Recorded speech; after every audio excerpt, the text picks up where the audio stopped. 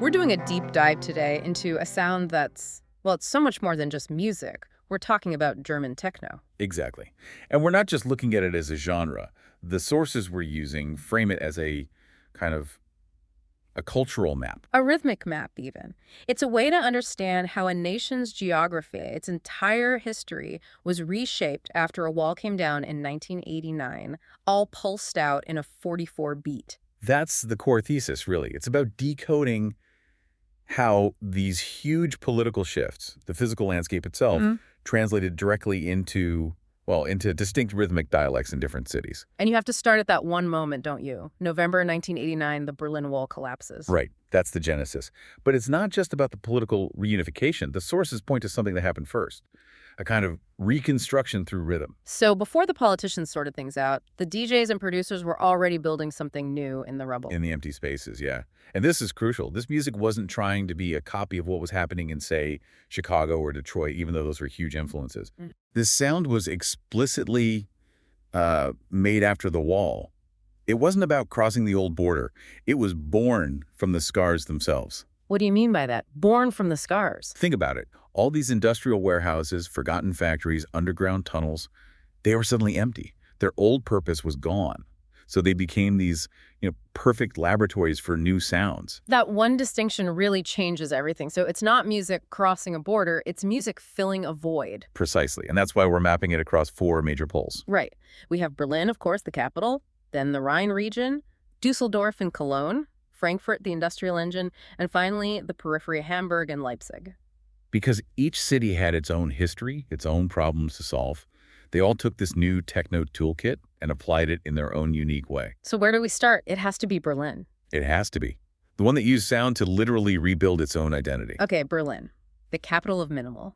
The sources call its techno a city regeneration project, which is a huge idea. It is. It took that raw, mechanical soul of Detroit techno, Jeff Mills' underground resistance, and just plugged it directly into the reality of a post-socialist city, a city with a massive vacuum at its heart. And that's where someone like Dmitry Hedgeman, the founder of Tresor, comes in. He wasn't just opening a club. No, he was making a political statement. He has that famous quote, "In this city, sound is politics." Techno was the new sound of freedom, but it was a cold, functional kind of freedom, just like the concrete buildings around it. Which leads us straight to Berlin minimal. We're talking basic channel, chain reaction. Raster Newton. And this wasn't just dance music, it was. It was an architecture of sound, a philosophy. What was the philosophy then? How would you describe it? It's all about stripping away noise to find richness in nothingness. Okay. The sound is super repetitive, it's deep, almost cavernous sometimes. It uses delay and reverb to create this hypnotic space. It's about finding the most possible depth with the fewest possible elements. So it's kind of functional beauty. A functional beauty, exactly. So if the wall was this massive physical barrier, the music became its opposite. The sources call it the structure of the air. You're building sonic blueprints where concrete used to be. And that sound just fit perfectly into those empty industrial buildings, like Tresor in the old bank vault. It was irresistible. Yeah. And by the late 90s, Berlin becomes this magnet. Yeah. It transforms into a republic of sound. That's when you see international artists moving in. Richie Houghton is the obvious one. Right. And clubs like Tresor, E-Werk, and later Berghain, they become global institutions. It started as a local necessity and became a world-class scene. But it was all built on that first austere architectural idea. Hard, functional, and deeply repetitive. But while Berlin was building this rhythmic grid, the Rhine region was doing something completely different, looking inward. A perfect pivot. Let's head west then to Dusseldorf and Cologne, the electronic laboratory. Yeah, and here the DNA of this music goes back way further. Almost 20 years before the wall fell. You have to talk about Kraftwerk. You have to. The whole scene in the Rhine region inherited their philosophy from the 70s, from Kraftwerk, from NEU, from Cluster. Their whole thing was finding the harmony between man and machine. So right away, it feels different. It's more thoughtful, less about just pure industrial force like in Berlin. Absolutely. Yeah. Much more melodic. Yeah. The Compact label, which came out of Cologne, defined a sound they literally called soft techno. It was a direct contrast to Berlin's hardness. Okay, soft techno could sound a bit lightweight, but this music is anything but. It's incredibly deep. So How does that softness, that poetry, actually sound? It's about emotional texture. Yeah. You have to think of Wolfgang Voigt's Gas Project. His quote on this is perfect. For me, techno is a landscape painting. A landscape painting, wow. He uses these huge, swelling low frequencies and washed-out reverb. It's like sound drifting through a foggy forest. It's atmospheric, it's expansive, and often, yeah, a little melancholic. So you're turning the club into, what, a cultural space? An art gallery? Exactly. It connects back to this very deep German cultural tradition, German romanticism. Yeah. This idea where cold reason and foggy dreams can coexist. So in Cologne, the line between a club and a museum gets blurry. It completely blurs. Electronic sound is just treated as high art. It's an extension of the culture. Okay, so we've got Berlin's functional architecture and Cologne's poetic landscapes. Let's shift gears completely. Our third pole, Frankfurt. This feels like pure combustion. That's the perfect word for it. That's If what- Berlin is philosophy and Cologne is poetry, then Frankfurt is pure celebration. It's catharsis. It's the festival. And this is the sound of Frankfurt. We're talking Svenveth, labels like IQ, Heart House. This is what really kicked off the European rave scene in the early 90s. It did. And the sound itself was just, it was speed, immense energy, these metallic trance melodies lighting up the industrial night. It wasn't about control like in Berlin. It was about letting go. It sounds like it really captured the city's personality, finance, industry. The city is a machine. 100%. The sources describe it as the breath of the machine. It was the rhythm of warehouses, of smokestacks, of money moving. It was heavy, it was relentless, and it was a release valve. A social reaction. I mean, you read about clubs like Dorian Gray and the insane sound pressure they had. That had to be intentional. It was totally intentional. That crushing sound pressure was a form of mass catharsis, a whole society dealing with rapid change and economic stress.